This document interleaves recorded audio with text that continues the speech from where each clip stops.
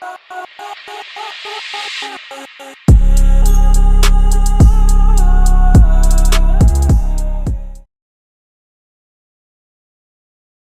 all know that a great manager can make a team feel pretty much unstoppable. But how does that actually work? It's not magic. It turns out there's a specific chain reaction that great leaders kick off. And today, we're going to break down exactly what that is. You've probably felt this before, right? With a really great boss, you feel motivated, you do better work, everything just seems to click. But what's the secret sauce? What's the specific thing they're doing that unlocks our best performance? Well, that's the puzzle we are piecing together today. Okay, so to figure this out, first we need to get on the same page about what good management even means. In the research world, they have a term for it: high performance managerial practices, or HMP. Let's just think of it as the great manager's playbook. You know, all the good stuff, like providing solid training, giving useful feedback, and actually sharing information with the team. And the answer to our puzzle doesn't just come from some small one-off survey. Nope. It comes from a huge analysis of 151 different studies that covered, get this, 53,200 employees. So when we see patterns here, you know they're the real deal. All right, let's get into it. We're going to start by placing the first piece of our puzzle. This is the traditional explanation, the stuff that management books have been telling us for years. So that traditional idea, it really hinges on this concept called psychological empowerment. I know, it sounds a little academic, but it's actually super simple. It's that feeling of being motivated from the inside. It's when you feel like your work matters, you feel competent, you have some freedom in how you do things, and you can see the impact you're making. Basically, it's that feeling of being trusted and in control. So the accepted wisdom for a long time was this really simple equation. Good management practices make employees feel empowered, and that feeling of empowerment is what drives them to perform better. Makes sense, right? And honestly, for a long, long time, that was pretty much the end of the story. But the researchers behind this massive study started to wonder, is that really all there is to it? Is empowerment the only bridge between good management and great performance? Or could there be a crucial piece missing from this picture? And that brings us to the second and often overlooked piece of this whole puzzle. Because it turns out that empowerment isn't the whole story. There's another critical behavior that's in the mix. And that missing piece is something called employee voice. Now, this is really important. We're not talking about complaining or just venting. Voice, in this context, is all about speaking up constructively. It's about offering ideas, suggesting improvements, and sharing your opinions with the goal of making the whole organization better.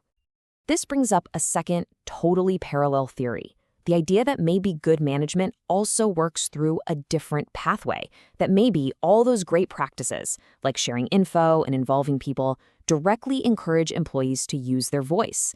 And it's that action, the speaking up, that leads to better performance.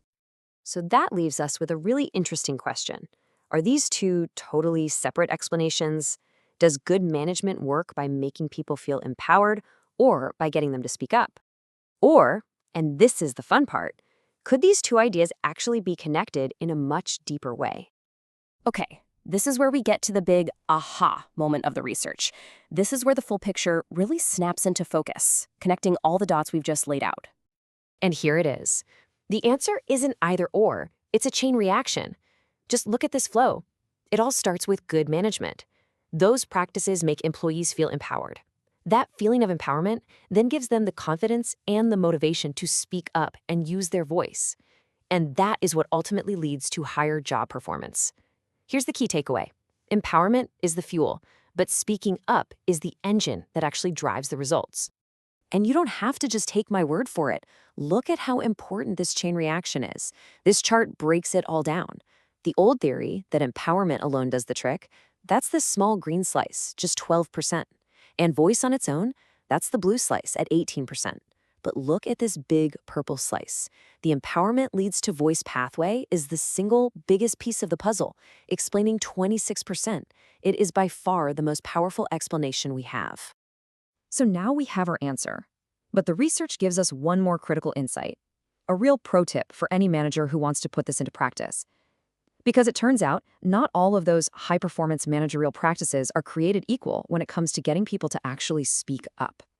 The study basically groups all those management habits into three main buckets. First, you've got your skill-enhancing practices, things that make people better at their jobs, like good training. Then there's motivation-enhancing, things that make people want to do their jobs, like incentives or rewards. But this third one is the key, opportunity-enhancing, the things that actually let people get involved and shape their work, like sharing information and including them in decisions. So which of these is the most powerful for getting people to speak up? Well, the data is crystal clear. As you can see right here, skills and motivation, they help a bit. But look at that bar for opportunity-enhancing practices. It absolutely towers over the others. If you want people to use their voice, you can't just train them or pay them more.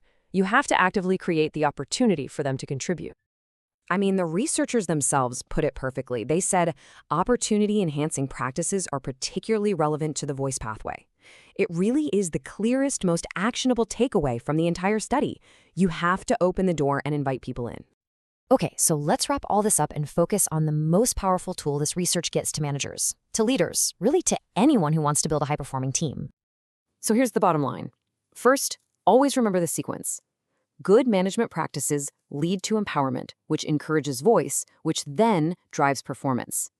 Second, feeling empowered is the fuel, but speaking up is the engine. You need both. And finally, if you want the biggest bang for your buck, you have to focus on those opportunity-enhancing practices. Give your people more control, share information freely, and actually involve them in decisions that matter. So I'll leave you with this to think about. What is one small opportunity-enhancing thing you could try this week to give your team a voice? Because that one little change might just be the start of a very powerful new chain reaction.